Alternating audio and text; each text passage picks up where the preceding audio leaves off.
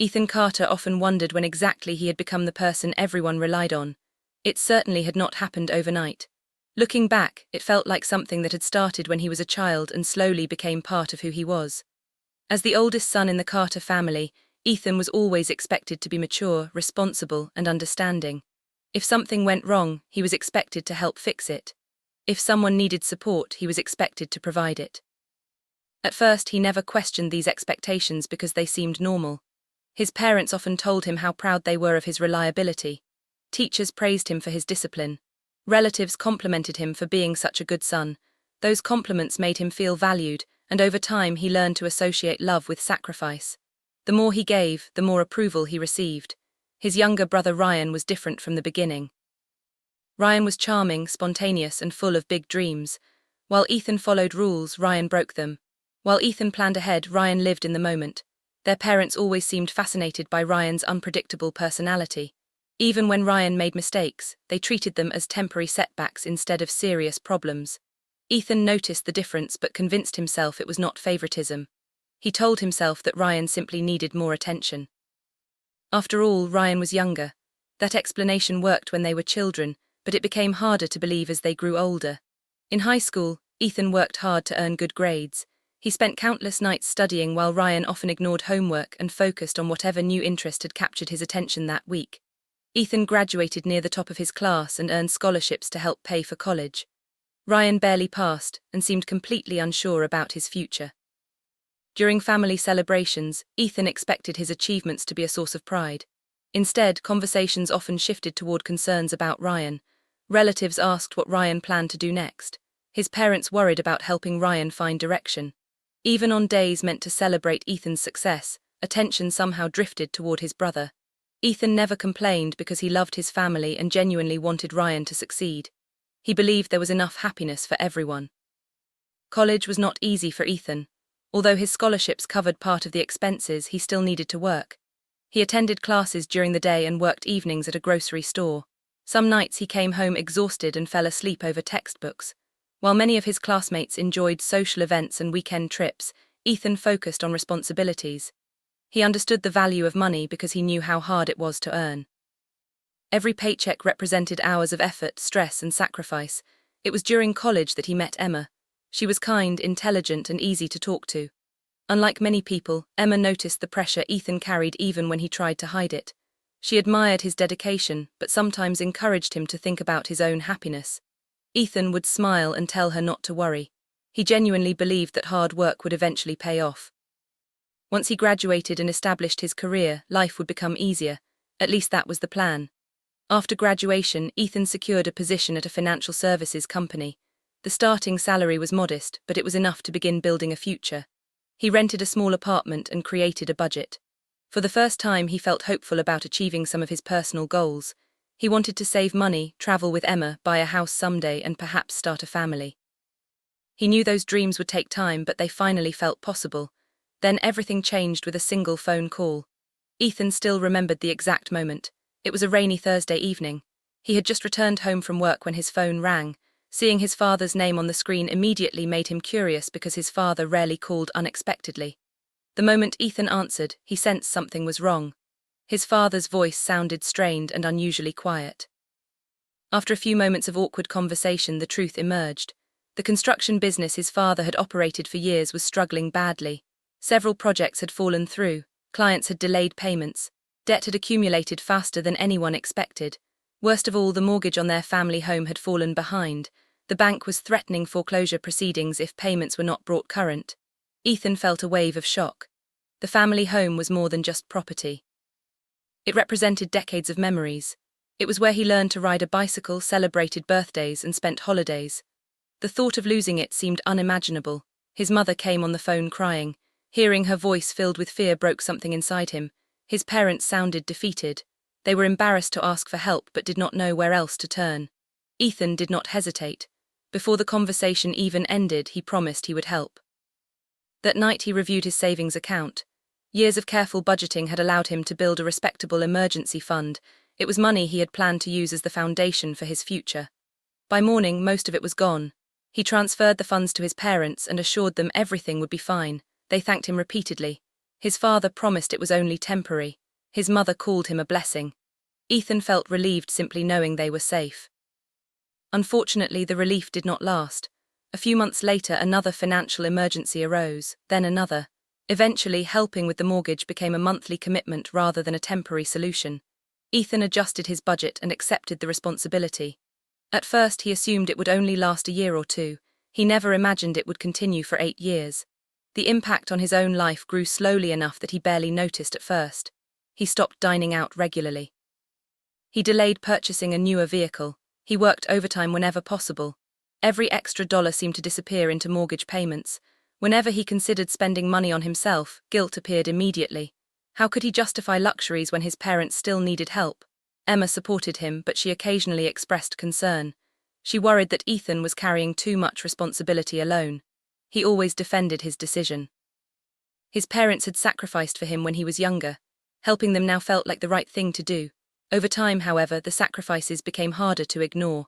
Friends began buying homes while Ethan remained in his apartment. Former classmates traveled the world and posted photos from exotic vacations. Co-workers advanced their lives through marriage, children, and major purchases. Ethan was happy for them, but part of him wondered why his own life seemed frozen. Every major financial decision required considering his parents first. He told himself it was temporary, but temporary kept stretching into years. During this period, Ryan continued drifting through life. He enrolled in programs he never completed. He accepted jobs he quickly abandoned. He launched ambitious projects that failed within months. Each time something went wrong, their parents rallied around him with sympathy and encouragement. Ethan tried not to judge, but the contrast became increasingly painful.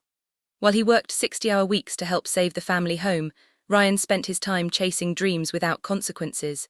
Family gatherings highlighted the imbalance.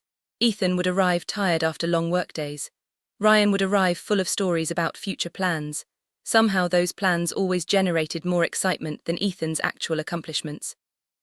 When Ethan earned a promotion at work, congratulations lasted only a few minutes before attention shifted back to Ryan's latest idea. When Ethan completed a major certification that improved his career prospects, his parents seemed pleased but not particularly interested. Yet if Ryan announced he was considering a new business concept, the entire family discussed it for hours. Ethan rarely voiced his frustration because he did not want to create conflict. He convinced himself that recognition was unimportant. What mattered was helping the people he loved. Still, small moments began to accumulate. There were birthdays when Ryan received expensive gifts despite contributing little to the family. There were holidays when Ethan quietly paid for expenses while Ryan accepted praise simply for showing up. There were countless conversations where Ethan's sacrifices were treated as expected while Ryan's minimal efforts were celebrated. The pattern became impossible to ignore, yet Ethan continued giving. Deep down, he hoped his parents truly understood everything he was doing. He believed that one day they would acknowledge it. Perhaps they did not express their appreciation often, but surely they felt it. Surely they knew the house still belonged to them because of his support. One evening, Emma asked a question that stayed with him for weeks. They were sitting together after another family dinner when she turned to him and said, "If you stopped helping tomorrow, what would happen?" Ethan immediately answered that his parents would struggle. Emma nodded and then asked, "No, I mean what would happen to you?" Ethan had no response. The truth was that he had spent so many years focusing on everyone else's needs that he rarely considered his own. Emma reached for his hand and told him she admired his generosity, but she worried people no longer saw it as generosity. They saw it as obligation. Ethan disagreed at the time, but her words lingered in his thoughts. As the years passed, his parents approached retirement. Their conversations increasingly focused on financial planning, future healthcare costs, and estate matters. Ethan listened casually whenever these topics came up. He never imagined they would affect him directly. After all, he was not helping because he expected a reward. He simply wanted his family to be secure.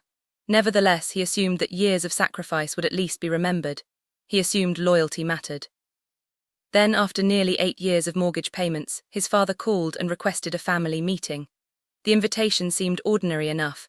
His father explained that they needed to discuss retirement plans, legal documents, and long-term arrangements. Ethan agreed without hesitation. After ending the call, he informed Emma about the meeting.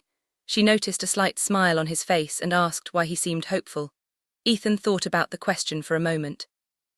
Maybe he was hopeful because he believed the difficult years were finally ending. Maybe he was hopeful because he imagined his parents had reached a place of stability. Or maybe he simply wanted confirmation that all the sacrifices had meant something. As he prepared for the meeting, he reflected on the previous 8 years. He remembered every extra shift, every delayed dream, every financial compromise.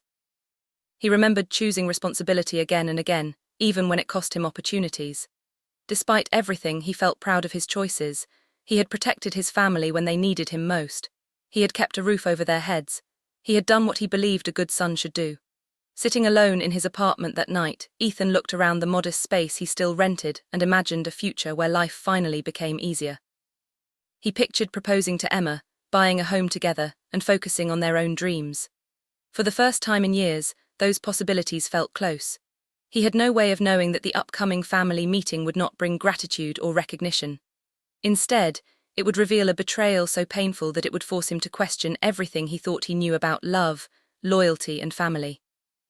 The morning of the family meeting arrived with a strange sense of optimism that Ethan had not felt in years. He woke up early, made coffee, and sat quietly by the window of his apartment. Emma noticed that he seemed thoughtful but calm. When she asked if he was nervous, Ethan smiled and said there was probably nothing to worry about. His parents had mentioned retirement planning and estate matters, which sounded like normal conversations for people entering a new stage of life. Part of him even hoped the meeting might mark the end of a difficult chapter. Perhaps his parents had finally reached financial stability. Perhaps they wanted to discuss how much his help had meant to them. He was not expecting praise or rewards, but after 8 years of sacrifice, some acknowledgement would have been nice. Before leaving, Emma kissed him on the cheek and told him to call afterward. Something in her voice suggested she was uneasy, though she could not explain why. Ethan assured her everything would be fine and drove to his parents' house. As he turned onto the familiar street, memories flooded his mind. He had spent countless hours worrying about this house, paying for this house, protecting this house. Every brick seemed connected to a sacrifice he had made. Looking at it now filled him with pride because he knew how close it had come to being lost. Without his support, the bank would have taken it years ago. He parked in the driveway and noticed Ryan's car already there. That was not surprising. Ryan was part of the family meeting too. Ethan walked toward the front door but stopped when he heard voices coming from inside. The door was slightly open. Normally he would have announced himself immediately, but something about the conversation caught his attention. His father was speaking in a serious tone. Ethan could not hear every word at first, but then he heard his own name. Instinctively, he paused. He had no intention of eavesdropping, yet the next few seconds changed everything. "Ethan doesn't need the house," his father said. "He's successful, he'll be fine on his own." There was a brief silence before his mother's voice answered. "Ryan has always needed more help, it's only fair." Ethan felt confusion ripple through him. What exactly were they discussing? Then Ryan laughed softly and said, "I appreciate you guys doing this, it means a lot." Ethan's stomach tightened. A terrible feeling began forming inside him. He moved slightly closer without making a sound. His father's voice became clearer. "The will is finalized, the house goes entirely to Ryan. Ethan gets a small cash distribution, but the property belongs to Ryan." For a moment Ethan genuinely thought he had misunderstood. The words seemed impossible. His mind searched desperately for another explanation. Maybe they were discussing a hypothetical situation. Maybe there was some detail he was missing. But then his mother spoke again. "Ethan has already built a good life. Ryan needs a safety net. We know Ethan will understand." Those words hit harder than anything else. "We know Ethan will understand." After everything he had done, after every payment, every sacrifice, every delayed dream, they were making decisions about the house as though his contributions had never existed. The house he had helped save for 8 years was being handed entirely to Ryan. His hands began trembling. Anger mixed with disbelief and heartbreak. Before he could think further, his foot shifted against the porch, creating a small noise. The voices inside immediately stopped. Ethan realized there was no point standing outside any longer. He pushed the door open and entered. The room fell silent. His parents looked startled. Ryan looked uncomfortable for only a second before quickly recovering. Ethan stared at all three of them. Nobody spoke. Finally, Ethan broke the silence. "How much of that conversation was I supposed to hear?" His father cleared his throat nervously. "Ethan, we were just about to discuss everything." Ethan looked directly at him. "Then let's discuss it." The tension in the room became suffocating. Everyone moved into the living room. Ethan remained standing while the others sat. His father began explaining retirement plans, legal arrangements, and estate decisions. Ethan barely listened. There was only one thing he wanted clarified. Eventually he interrupted. Who gets the house? His father exchanged a glance with his mother. Ryan stared at the floor. Finally, his father answered. Ryan will inherit the property. Ethan nodded slowly. And that's final? Yes, his father replied. We've already completed the paperwork. Ethan looked at each of them in disbelief. So after 8 years of mortgage payments, after everything I've done, the house goes entirely to Ryan. His mother's expression hardened slightly. This isn't about keeping score, Ethan. Ethan laughed bitterly. Keeping score? I spent 8 years helping save this house. Because we're family, his mother replied. Families help each other. Exactly, Ethan said. Families help each other, so why am I the only one who did? The room grew quiet again. Ryan shifted uncomfortably. Ethan turned toward him. Did you know about this? Ryan hesitated. That hesitation was all the answer Ethan needed. How long have you known? Ethan asked. Ryan finally spoke. A few months. Ethan stared at him. A few months, and you never thought to mention it? Ryan shrugged weakly. It wasn't my decision. The response felt like another knife twisting deeper. Ethan turned back to his parents. Explain this to me. Explain how the son who paid for the house gets almost nothing while the son who contributed nothing gets everything. His father sighed heavily. It's not that simple. Then make it simple, Ethan replied. His father rubbed his forehead before answering. Ryan has struggled more in life. He needs support. Ethan could hardly believe what he was hearing. Struggled more, he repeated. I worked overtime for years to help this family. I postponed my own future. I delayed buying a home. I delayed marrying Emma. I sacrificed everything to keep this place. His mother shook her head. Nobody asked you to sacrifice everything. The statement stunned him. Nobody asked me, Ethan said. You called me crying because the bank was taking the house. You said you needed help.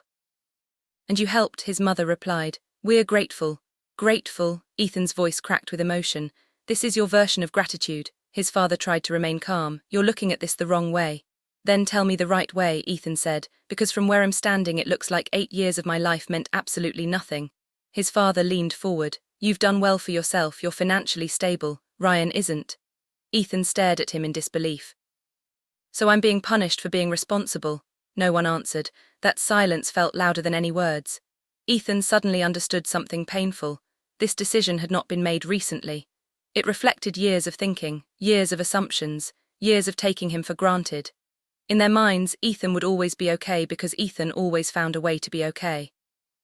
They had built their entire estate plan around protecting Ryan while assuming Ethan would continue carrying himself without complaint. His contributions had become invisible because they had come to expect them. His sacrifices had lost value because they had become routine.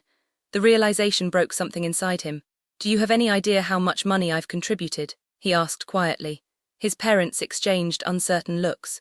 Ethan already knew the answer. They did not. They had never bothered to calculate it. They had accepted his support month after month without considering the true cost. Ethan pulled out his phone and opened financial records he had reviewed the previous night. Almost $180,000, he said. That's how much I've paid toward this house over 8 years. Nobody responded. Ryan looked shocked. His parents looked uncomfortable. Ethan continued. Do you know what that money could have done for my future? Again, silence. It could have been a down payment. It could have funded investments. It could have paid for a wedding. Instead, I gave it to you because I believed family mattered. Tears filled his mother's eyes. Family does matter. Ethan laughed bitterly. Clearly not to everyone. The conversation continued for nearly an hour, but nothing changed. Every explanation sounded like an excuse. Ryan needed help. Ethan was successful. Ryan deserved support. Ethan would be fine. The more they spoke, the clearer it became that they genuinely believed their decision was fair. That realization hurt more than the inheritance itself. This was not a misunderstanding. This was not a mistake. This was a deliberate choice made by people who knew exactly what he had sacrificed. Eventually, Ethan stopped arguing. He realized there was no point. No magical combination of words would suddenly make them understand. No emotional speech would restore the appreciation that should have existed years ago. The damage was already done. He stood up and moved toward the door. His mother called after him. Ethan, please don't leave angry. He paused briefly. I'm not angry, he said quietly. I'm disappointed. Then he looked at Ryan. Take good care of the house. Ryan opened his mouth but said nothing. Ethan nodded once and walked out. The drive home felt surreal. His mind replayed every conversation from the past 8 years. Every promise, every thank you, every assurance that his help mattered. Now all of it seemed hollow. When he arrived home, Emma immediately knew something was wrong. One look at his face told her everything. She sat beside him while he explained what had happened.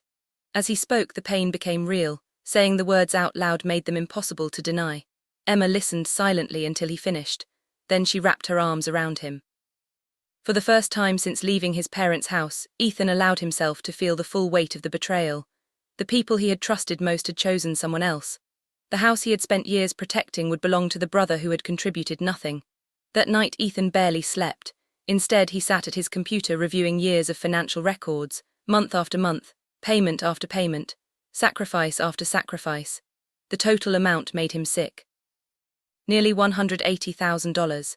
8 years of loyalty. 8 years of believing his family valued him.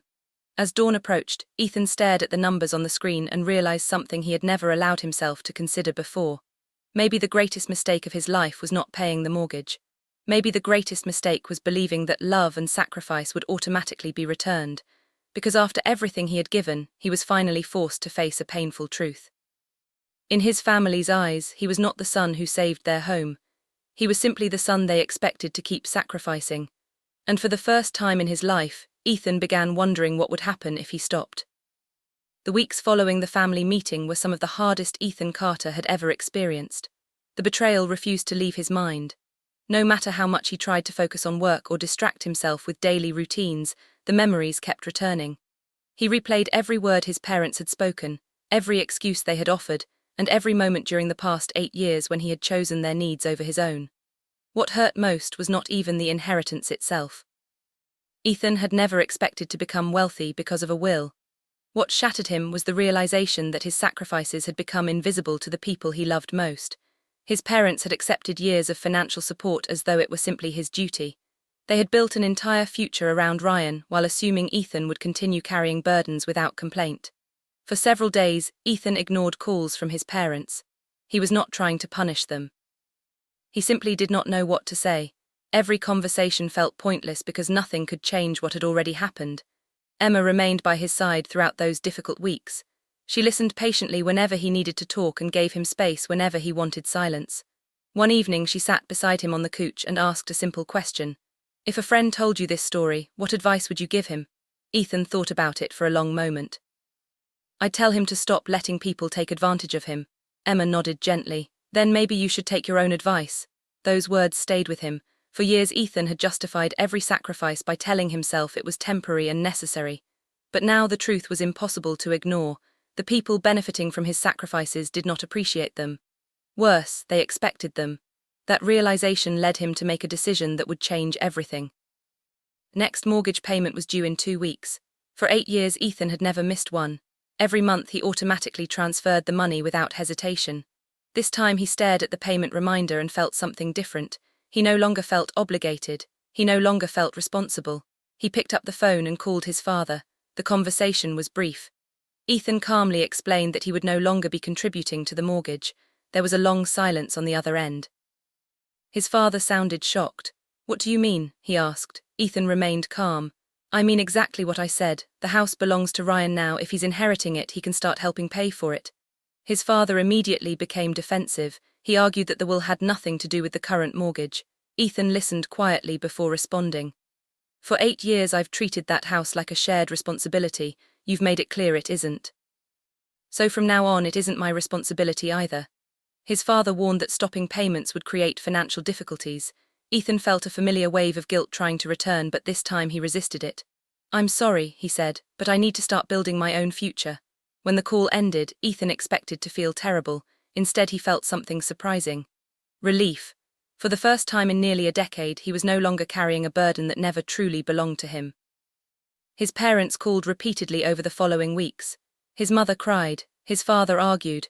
Ryan even reached out once, insisting that Ethan was overreacting. Ethan listened respectfully but refused to change his mind. Every conversation followed the same pattern. They focused on how difficult the situation would become for them. Not once did anyone acknowledge the sacrifices he had already made.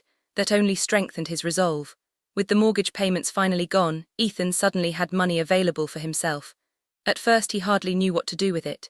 Years of putting everyone else first had made spending money on himself feel strange. Emma encouraged him to think long-term.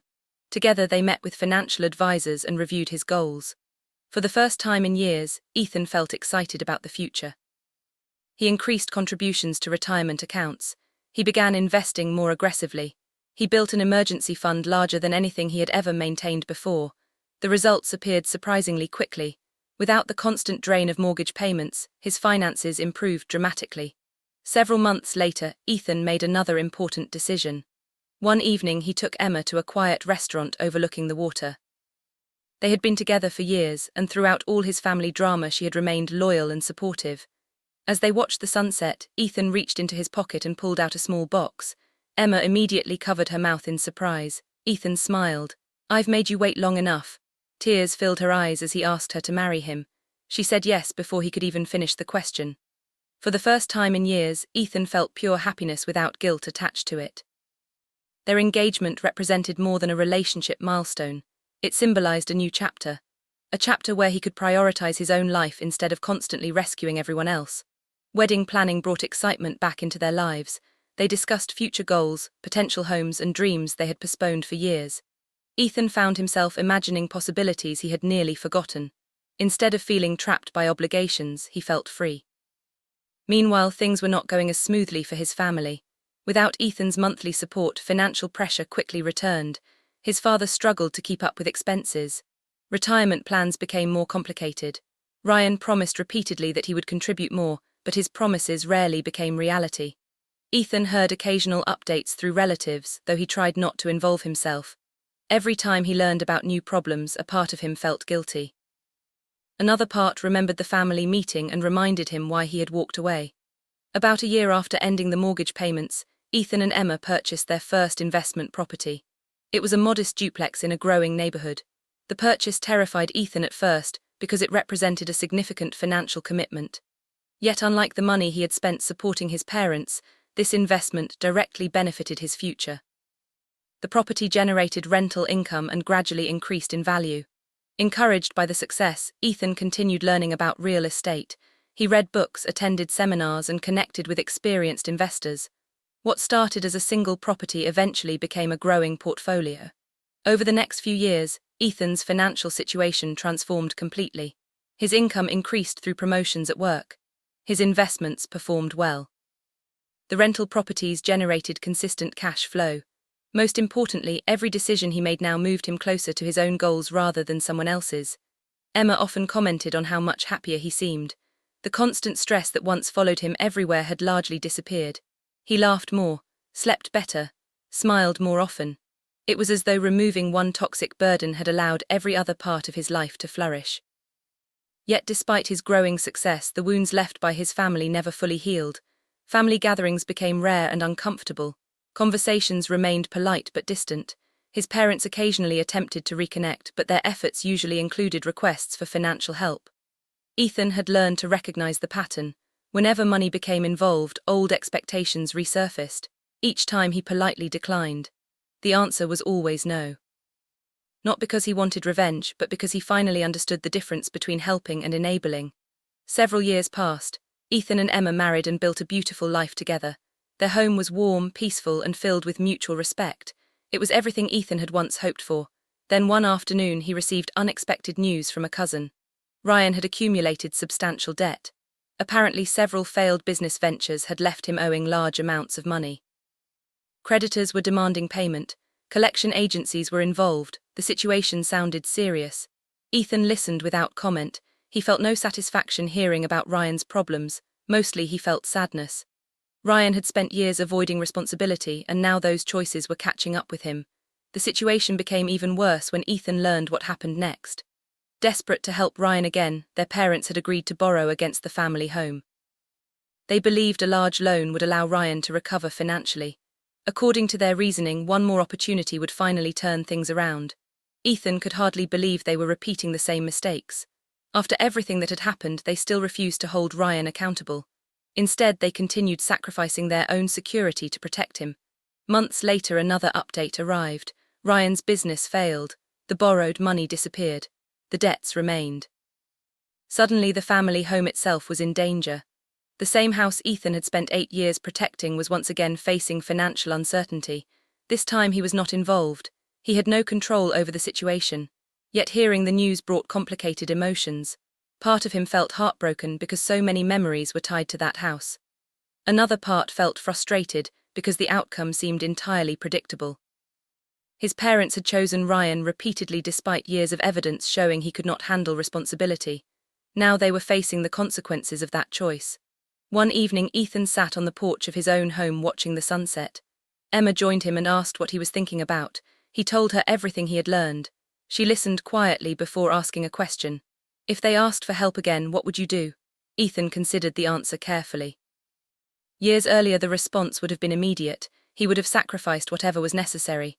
Now things were different. I would wish them well, he said, but I wouldn't rescue them. Emma nodded. She understood exactly what he meant. Ethan was not being cruel. He simply refused to repeat the cycle. He had spent years believing love required endless sacrifice. Now he understood that healthy relationships required boundaries too. As darkness settled around them, Ethan looked toward the future. He had built a life through hard work, patience, and difficult choices. Everything he owned represented effort rather than entitlement. For the first time in many years, he felt truly secure, yet deep down he sensed that the story was not over. The consequences of his family's decisions were still unfolding. Ryan's debts continued growing. The house remained at risk. His parents were growing older and increasingly desperate. Ethan did not know exactly what would happen next, but he knew one thing with absolute certainty. The man who had spent 8 years sacrificing himself for people who never appreciated it was gone. In his place stood someone who finally understood his own worth, and no matter what challenges lay ahead, he would never allow himself to be taken for granted again. Several more years passed after Ethan Carter walked away from being his family's financial safety net, and during those years, the gap between his life and Ryan's life became impossible to ignore. Ethan never set out to prove anyone wrong. He never made decisions out of spite. In fact, one of the hardest lessons he had learned was that building a successful life required focusing on his own future instead of obsessing over the mistakes of others. While Ryan continued searching for shortcuts, Ethan committed himself to patience, discipline, and long-term thinking. Every promotion at work, every investment property, every financial goal achieved was the result of years of steady effort. By the time he reached his early 40s, he and Emma had built a life that once seemed impossible. They owned multiple rental properties, maintained healthy savings, and enjoyed a level of stability Ethan had spent most of his adult life trying to achieve. More importantly, they had created a home filled with trust, respect, and genuine appreciation.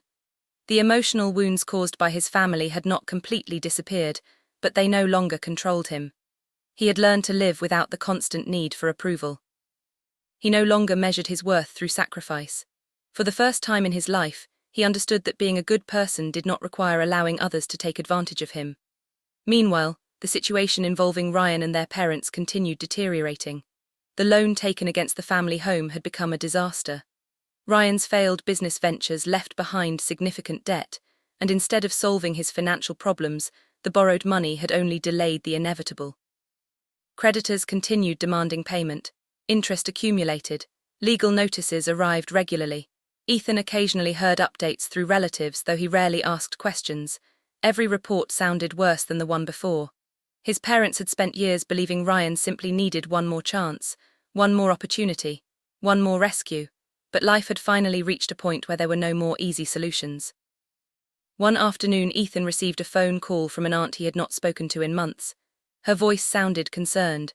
After a few minutes of conversation, she delivered the news.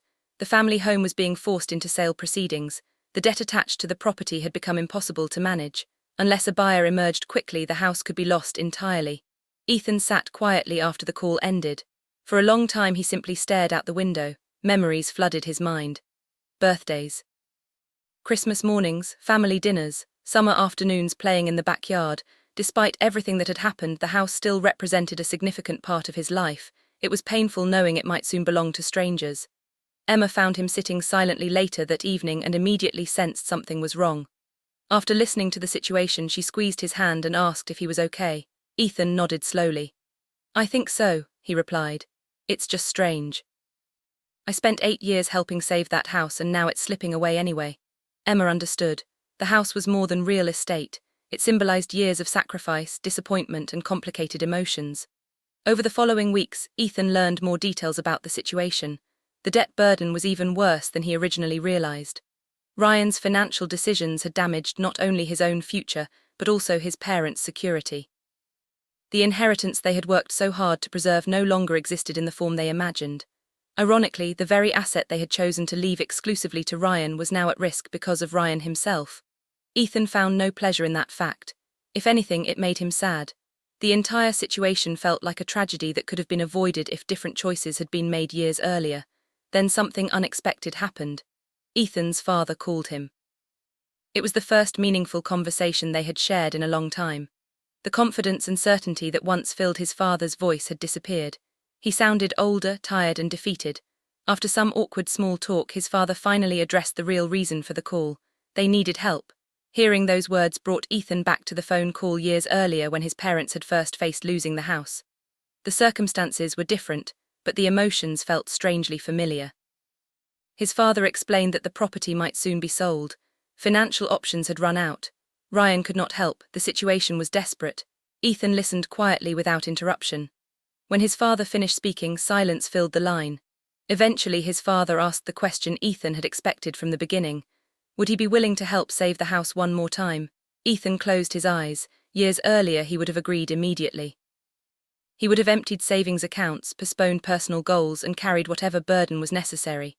But that version of Ethan no longer existed. He had spent years rebuilding his life and learning painful lessons. One of those lessons was that rescuing people from the consequences of their choices often prevented them from learning responsibility. He spoke calmly. "Dad, I can't do that." The silence that followed felt heavy. His father sounded shocked despite everything that had happened. "You're really going to let us lose the house?" he asked. Ethan took a deep breath. "No, you're losing the house because of decisions that were made over many years. This isn't something I caused." His father became emotional. He argued that family should help each other. The irony was impossible to miss. Ethan almost laughed when he heard those words. Family should help each other. He remembered saying something similar during the meeting where he discovered the inheritance decision. Back then, nobody seemed interested in discussing fairness. Now fairness suddenly mattered again. Ethan remained respectful. He understood that his parents were scared, but he also knew that saving them again would only continue the cycle. For years he had carried responsibilities that belonged to others. He refused to do it anymore. After the conversation ended, Ethan felt sadness but not guilt. That difference mattered. In the past, guilt would have consumed him. Now he recognized that compassion and responsibility were not the same thing. A few months later, the property officially entered the market. Ethan initially had no intention of becoming involved.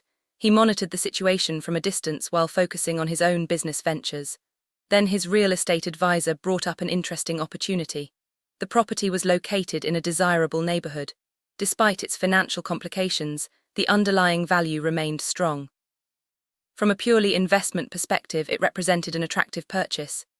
Ethan laughed when the possibility was first mentioned. The idea seemed absurd, yet the more he analyzed the numbers, the more sense it made. Eventually he scheduled a viewing. Walking through the house again felt surreal.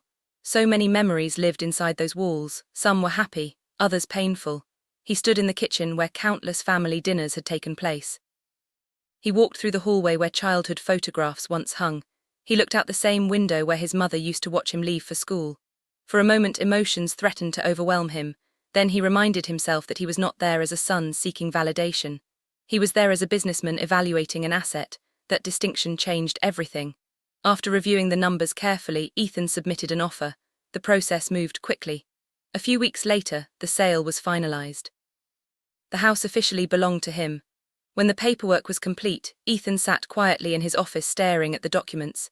He felt many emotions, but triumph was not one of them. This was not revenge in the traditional sense. He had not manipulated anyone. He had not taken advantage of anyone. He had simply participated in a legal transaction, yet there was undeniable symbolism in the outcome. The house he spent 8 years helping save had ultimately become his, not because his parents gave it to him, but because he earned the ability to purchase it himself. News of the sale spread quickly through the family. Reactions were mixed. Some relatives praised Ethan for preserving the property. Others suggested the situation felt awkward. Ryan was furious. He accused Ethan of taking advantage of the family. When those accusations eventually reached him, Ethan could only shake his head. The irony was remarkable. Ryan had inherited the house in theory and lost it through poor decisions. Ethan had received nothing and ended up owning it through hard work. The contrast spoke for itself. Several weeks later, Ethan visited the property alone. The house was empty now. Sunlight streamed through the windows. Dust floated quietly in the air. He walked from room to room, reflecting on the journey that had brought him there. He thought about the young man who once believed love required endless sacrifice. He thought about the countless overtime shifts, delayed dreams, and financial burdens. He thought about the betrayal that nearly broke him and the painful process of rebuilding his life afterward. Standing in the living room, he finally understood something important. The house had never been the true issue. The inheritance had never been the true issue. The real wound came from feeling unappreciated. For years he believed his value depended on what he could provide for others. When his family chose Ryan over him, that belief shattered. Yet in the years that followed, he discovered something far more valuable than any inheritance. He discovered self-respect. He learned that his worth existed independently of anyone else's approval. He learned that healthy relationships require mutual respect rather than endless sacrifice. Most importantly, he learned that success built through discipline and integrity could never be taken away by another person's choices. Later that evening, Emma joined him at the property. Together they stood in the backyard watching the sun begin to set. The scene reminded Ethan of countless childhood evenings spent in the same place. Emma slipped her hand into his and smiled. "What are you thinking about?" she asked. Ethan looked around the yard one final time before answering. "I'm thinking that for a long time I thought revenge meant making people suffer." Emma listened quietly.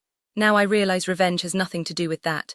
The best revenge is building a life so good that their choices no longer control you." Emma smiled. "I think you've done that." Ethan smiled back. He knew she was right. His parents eventually came to accept the consequences of their decisions. Their relationship with Ethan improved slowly over time, though it never fully returned to what it once was. Some wounds leave permanent scars. Ryan continued struggling with responsibility, but Ethan no longer felt responsible for fixing him. Each person was ultimately accountable for the choices they made. As the years passed, Ethan transformed the property into one of his most successful investments, yet the financial return mattered less than the lesson attached to it. Every time he visited, he remembered how far he had come. He remembered the pain, the growth, and the wisdom gained through experience. Most of all, he remembered that true success was not measured by inheritance, money, or property. It was measured by the ability to create a life built on respect, gratitude, and self-worth. In the end, Ethan never received the recognition he once desperately wanted from his family. But he gained something much greater. He gained freedom from the need for that recognition. And standing beside Emma as they built a future together, he realized that was the sweetest victory of all.